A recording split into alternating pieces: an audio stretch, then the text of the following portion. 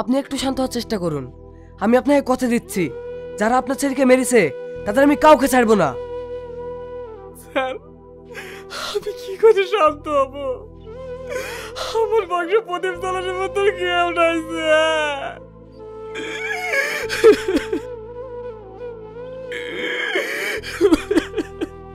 Sir, কদিন আগে আমরা দুজন স্বামী স্ত্রী মিলে ওকে বাইরে পড়তে পাঠালাম।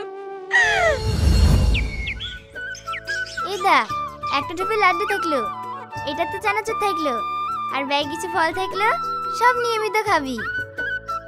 মা, ওখানে আমি পড়াশোনা করতে যাচ্ছি, এত খাবার কি হবে? ও তুই বুঝবি নি, বাড়ির মতো না যে আমি তোকে ডেকে ডেকে খাওয়াবো। খাবারগুলো থাকলো সব নিয়মিত খাবি, আর নিজের শরীরের যত্ন নিবি। কই গো, হইলো? ওদিকে আবার বাসে টাইম হয়ে যাচ্ছে। হ্যাঁ হ্যাঁ হয়ে গেছে, এই দেখো লাও।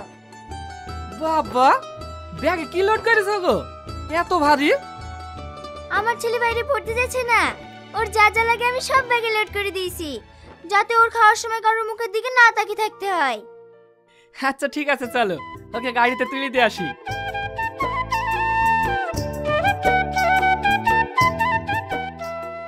তোকে ঘিরে আমাদের দুজনের অনেক স্বপ্ন রে।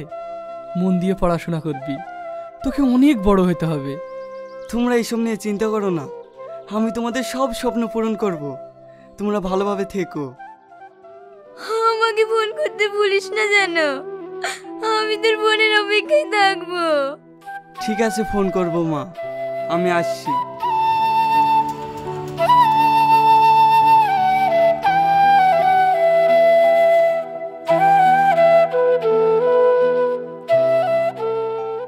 হে পাগলি, তুমি কাঁদছো কেন?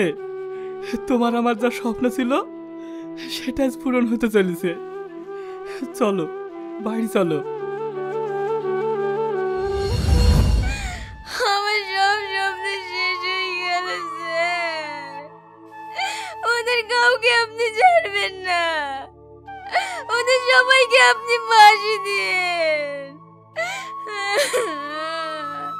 ঠিক আছে ম্যাডাম, আপনি আইনের প্রতি একটু ভরসা রাখুন, অপরাধীরা তাদের নিশ্চয় শাস্তি পাবে। আপনি একটু ধৈর্য ধরুন।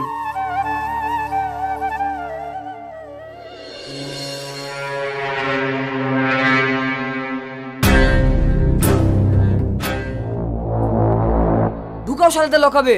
শালারা যে কত বড় মস্ত আছে তাও আমি দেখছি।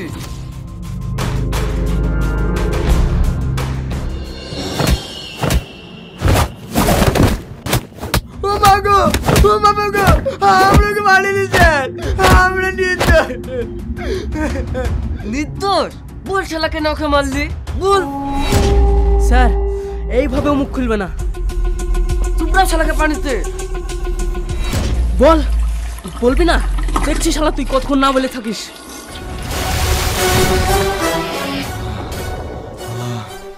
আমি কিছু করিনি স্যার, আমি নির্দোষ। শালা যতক্ষণ না বলবি ততক্ষণ ছাড়বো না। বল শালা, বল।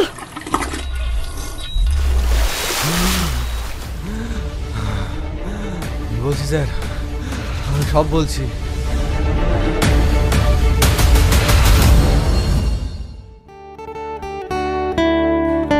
কিরে, এখনো যে ওরা এলো না? আমাকে তাড়াতাড়ি আসতে বলে ওদের পাত্তে নেই। রোজ রোজ দেরি করা, দেখো নিশ্চয়ই তুই না কানতে গিয়েছে।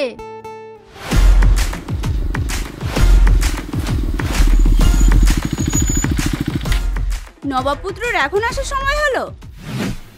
আর বলিস না, তুই নাকি আনতে গিয়ে একটু দেরি হয়ে গেল। ও যা মেকআপ করতে বসেছিল, বাবা ওতেই টাইম শেষ।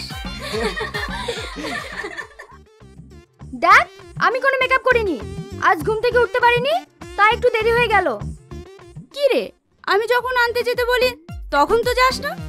আমার দিকেও একটু তাকিয়ে দেখ। ইস, কবে যে আমি তোকে নিজের করে পাবো সেই স্বপ্নটাই দেখি। দেখ প্রিয়া, তোকে আমি আগে বলেছি, আমার বয়ফ্রেন্ডের দিকে তাকালে কিন্তু তোর আমি চোখ তুলে নেব। আরে আমি তো তোকে রাগানোর জন্য বললাম, আমি তো জানি তুই আগুনকে কতটা ভালো